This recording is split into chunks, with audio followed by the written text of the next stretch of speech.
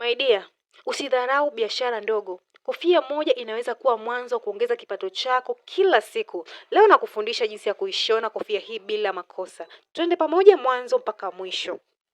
Hicho sasa ni utakunja kitambaa chako kama hivyo. Unakunja mkunjo kama unataka kukata solotoboa kama hivyo. Utakikunja mara 4 kama hivyo ambapo mimi nimekunja hapo. Na baada ya kumaliza kukunja tutakwenda kupima urefu wetu ambao ni inchi 12.5. Lakini kama unataka iwe kubwa zaidi basi utaweka urefu unaotaka wewe mwenyewe. Utakwenda na hiyo 12.5 kuzunguka kitambaa chako chote kama hivyo ninavyofanya mimi. Utaenda na huo mzunguko hapo. Baada ya hapo utarudishia chaki hiyo kama hivyo. Utarudishia chaki vizuri. Na baada ya hapo sasa tutakata. Tutakata hivyo.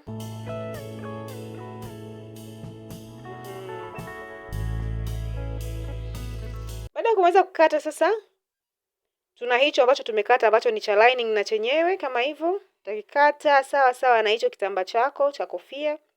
Kwa utaweka kama hivyo. Baada ya kuweka kama hivyo sasa vizuri utakwenda kushona.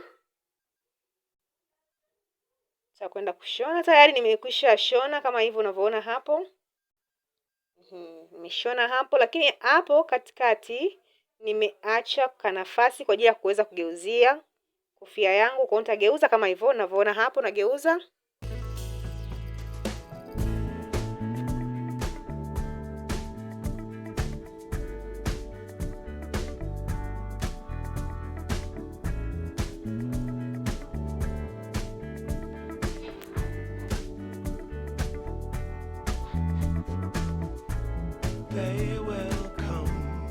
Baada ya hapo sasa nitanyoosha.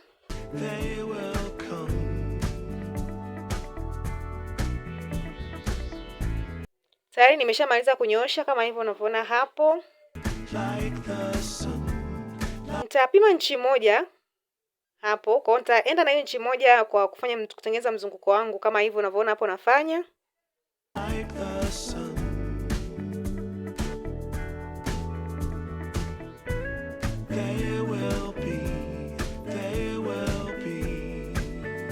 Baada ya hapo sasa tutarudishia chaki vizuri kutengeneza huo mzunguko.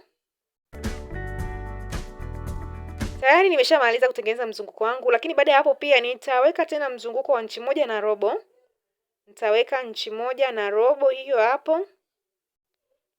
Nitatengeneza pia mzunguko wangu kama huo hivyo kwa hiyo inchi 1.5. Tayari kama hivyo unavyoona hapo nishatengeneza huo mzunguko wangu. Mzunguko wa kichwa changu ni inchi 22, kwa hivyo inchi 22 nitatoa inchi 5, nitabakiwa na 17 ambapo nitakwenda kukata lastiki yangu hiyo hapo ambayo ni inchi 17 hapo. Lakini inchi 17 nitaongeza inchi 1 maana lastiki yangu baada ya kumaliza nitaibana, kwa hiyo nitaongeza inchi 1 hiyo hapo, kwa hiyo itakuwa 18 nitakata lastiki yangu hapo.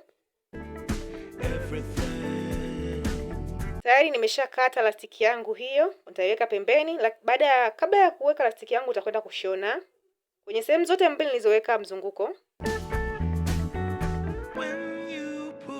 Tayari. Baada ya hapo sasa utaweka lastiki yako hiyo, utachukua kipini utaweka hivyo na utakwenda kuweka lastiki yako hapo katikati kama hivyo.